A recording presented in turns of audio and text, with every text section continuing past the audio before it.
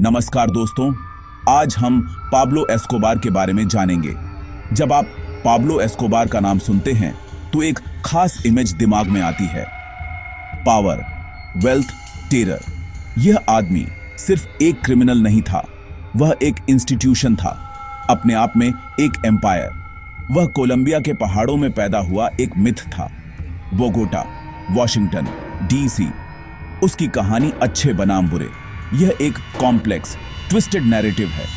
एक हाथ गरीबों के लिए अस्पताल, दूसरे हाथ जज के लिए डेथ वारंट पर साइन। वह इतना पावरफुल हो गया था कि वह सरकारों के साथ ऐसे नेगोशिएट करता था जैसे वह खुद एक सरकार हो। एक हम्बल बैकग्राउंड का लड़का कैसे इतिहास के सबसे अमीर क्रिमिनल्स में से एक बन गया? उसने दुनिया के कोकेन ट्रेड के 80% को कंट्रोल कैसे किया? इन सवालों के आसान जवाब नहीं हैं। उसकी लाइफ कॉन्ट्रडिक्शंस का एक बवंडर थी। एक डिवोटेड फैमिली मैन और फिर भी एक पैसेंजर प्लेन पर बमबारी का ऑर्डर। वह मेडेलिन के गरीब लोगों का हीरो, रॉबिन हुड, फिर भी अपने ही देश को हिंसा के चक्र में धकेलने वाला। सेक्शन 2, एक फ्यूचर किंगपिन की विनम्र शुरुआत। पाब्लो एस्कोबार का जन्म 1 दिसंबर 1939 को रियो नेग्रो में हुआ था, एक छोटा वर्किंग क्लास टाउन। वह क्राइम या वेल्थ की दुनिया में पैदा नहीं हुआ था।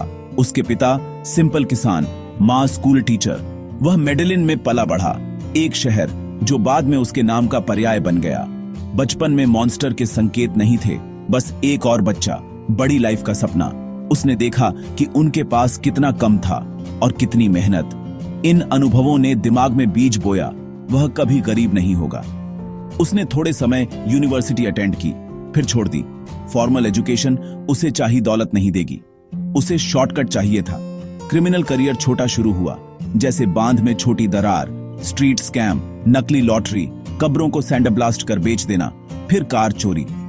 छोटे हसल्स पर अंडरवर्ल्ड के वैल्यूएबल लेसन, क्रू को लीड करना, राइवल को इंटिमिडेट करना, कानून के बाहर पैसे कमाना। टर्निंग पॉइंट 70s में आया।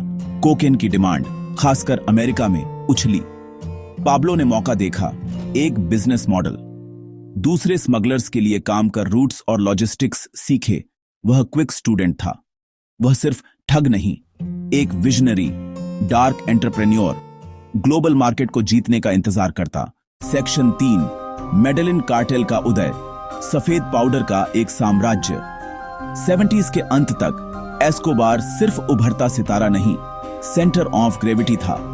उसने प्रमुख तस्करों को जोड़कर बनाया मेडेलिन कार्टेल। यह स्ट्रीट गैंग नहीं, एक सोफिस्टिकेटेड मल्टीनेशनल। एस्कोबार उसका अनडिस्प्यूटेड सीईओ। कार्टेल ने कंट्रोल किया पेरू बोलिविया के कोका खेत, कोलंबियाई जंगल में प्रोसेसिंग और जटिल स्मगलिंग।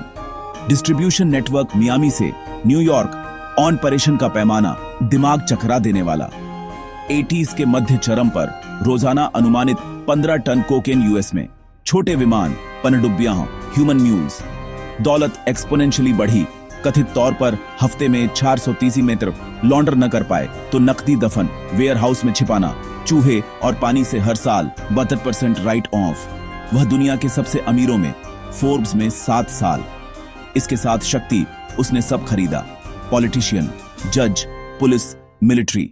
उसने राज्य के भीतर राज्य बनाया। मेडेलिन में वह लोकनायक, ड्रग प्रॉफिट्स से लाखों गरीबों पर खर्च। हाउसिंग, सॉकर फील्ड, स्कूल, सरकार भूल गई थी। पाब्लो नहीं, रॉबिन हुड। यह पब्लिक सपोर्ट उसे ढाल बना। सेक्शन 4, प्लाटा ओ प्लोमो, खून और अरबों का राज। यह वाक्यांश उसके शासन का भयानक एंथम बना। विकल्प स्पष्ट, उसके पैसे ले लो या गोली। यही उसके साम्राज्य का इंजन। जिन्होंने इंटीग्रिटी रखी, परिणाम घातक। उसका युद्ध समाज के ताने बाने के खिलाफ, सरकार, न्यायपालिका, प्रेस। 80s के अंत में हिंसा चरम पर। उसने राज्य के खिलाफ पूर्ण युद्ध घोषित किया। जब यूएस प्रत्यर्पण समझौता हुआ, यूएस जेल उसके लिए मौत से भी बदतर। उसने आतंक की मुहिम से जवाब दिया। बोगोटा, मेडेलिन में कार बम, सैकड़ों निर्दोष मरे। 1979 में राष्ट्रपति पद के उम्मीदवार लुइस कार्लोस गैलन की हत्या, क्योंकि वह प्रत्यर्पण समर्थक था। पूरा देश डर में। नवंबर 1919, एवियन का फ्लाइट 203 पर बम, 107 यात्री, जमीन पर 3 मौतें। लक्ष्य प्लेन में था ही नहीं। दुनिया स्तब्ध। 1985 पैलेस ऑफ जस्टिस पर कब्जे की साजिश, सुप्रीम कोर्ट बंधक, जज मारे गए, रिकॉर्ड नष्ट, खून की नदी के बीच हैसेंडा नेपोलिस, 7,000 एकड़, निजी चिड़ियाघर, हिप्पो, जिराफ, हाथी, क्लासिक कारें, निजी जेट, पनडुब्बियां, लेजेंडरी पार्टियां, उसका स्वर्ग बनाम देश का नरक, हड्डियों पर बना महल, एक धीमी गहरी ड्रम बीट और खामोशी। सेक्शन 5 टाइटंस का टकराव, एस्कोबार बनाम राज्य।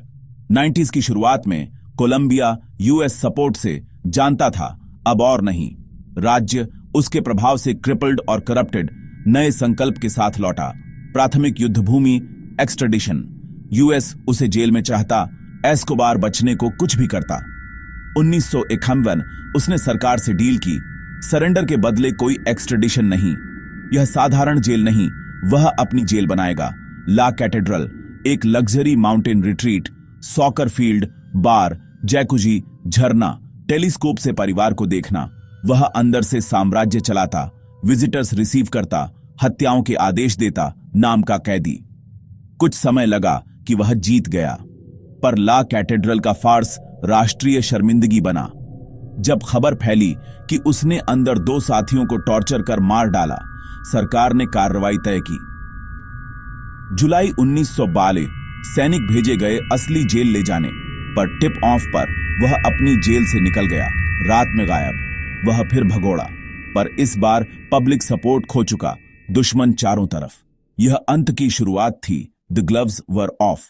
कोलंबियाई सरकार, यूएस डेल्टा फोर्स, सीआईए, व्यापक खुफिया और टेक सहायता, massive manhunt, search block unit बनाई गई, मिशन ढूंढना, पकड़ना, मारना।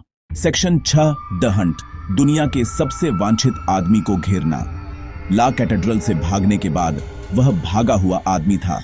शिकारी अब शिकार। उसका साम्राज्य बिखरने लगा, इंफ्रास्ट्रक्चर और फाइनेंस कुचल दिए गए। इन्फॉर्मर्स के नेटवर्क, सर्च ब्लॉक और लॉस पेपेस ने डिसमेंटल कर दिए। टॉप लेफ्टिनेंट्स मारे गए या सरेंडर। वह सेफ हाउसेस में लगातार घूमता, किसी पर भरोसा नहीं। कभी राष्ट्र पर शासन करने वाला राजा, अब पैरानॉइड फ्यूजिटिव। परिवार को शॉर्ट, अनट्रेसेबल रेडियो कॉल। अंतिम मैनहंट, टेक्नोलॉजिकल और ह्यूमन इंटेलिजेंस मास्टरपीस। अमेरिकी इलेक्ट्रॉनिक सर्वेलेंस से उसके कदम ट्रैक। उसकी कमजोरी, परिवार। वह अपनी पत्नी, बेटे, बेटी को कॉल करने से खुद को रोक न पाता। एक कॉल सामान्य से लंबा चला, इतना कि सर्च ब्लॉक लोकेशन पर लॉक कर सके। सिग्नल ट्रेस, मेडेलिन के लॉस ओलिवोस में एक मध्यम वर्ग का घर। कुछ मिनटों में घर घेर लिया। कोई सेना नहीं, कोई किला नहीं, सिर्फ पाब्लो और एक बॉडीगार्ड। पुलिस ने धावा बोला, छोटी तीव्र गोलीबारी। वे एडजॉइनिंग रूफटॉप पर चढ़ भागे। गोलियां चलाई गईं। कुछ ही देर में दुनिया का सबसे वांछित आदमी नारंगी टाइलों वाली छत पर मृत पड़ा था, नंगे पैर, गोली के घावों के साथ। सेक्शन 7 धूल और राख की विरासत, एक राष्ट्र का निशान। पाब्लो की मौत का जश्न बोगोटा की सड़कों पर, वॉशिंगटन के हॉल में। मगर मेडेलिन के कुछ गरीब लोगों ने उसका शोक मनाया। उसकी विरासत उसकी लाइफ जितनी कॉम्प्लिकेटेड, मॉन्स्टर या समाज का प्रोडक्ट, शायद दोनों। वह रूथलेस क्रिमिनल था। अनुमानित 4,000 मौतें, पुलिस, जज, पॉलिटिशियन और अनगिनत निर्दोष नागरिक। उसने देश को बंधक बनाया, संस्थाओं को भ्रष्ट किया, नशे और हिंसा का निशान दुनिया में फैलाया। कोलंबिया ने बहुत कीमत चुकाई। रेपुटेशन पर खून बहता निशान। कॉफी और संस्कृति की जगह कोकेन और कार बम सुधारने में दशकों। हिंसा उसकी मौत से खत्म नहीं हुई। ट्रेड बिखरा, कैली कार्टेल और अन्य ने वैक्यूम भरा, हिंसा का चक्र जारी।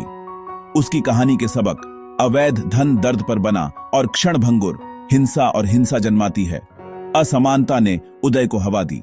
आज पॉप कल्चर में टीवी, फिल्में, किताबें उसकी दौलत और शक्ति को ग्लैमराइज करती हैं, टी शर्ट्स, पर सच्चाई याद रखें, वह कूल एंटी हीरो नहीं, मास मर्डरर था। विरासत अरबों नहीं, नष्ट परिवार और टूटा देश।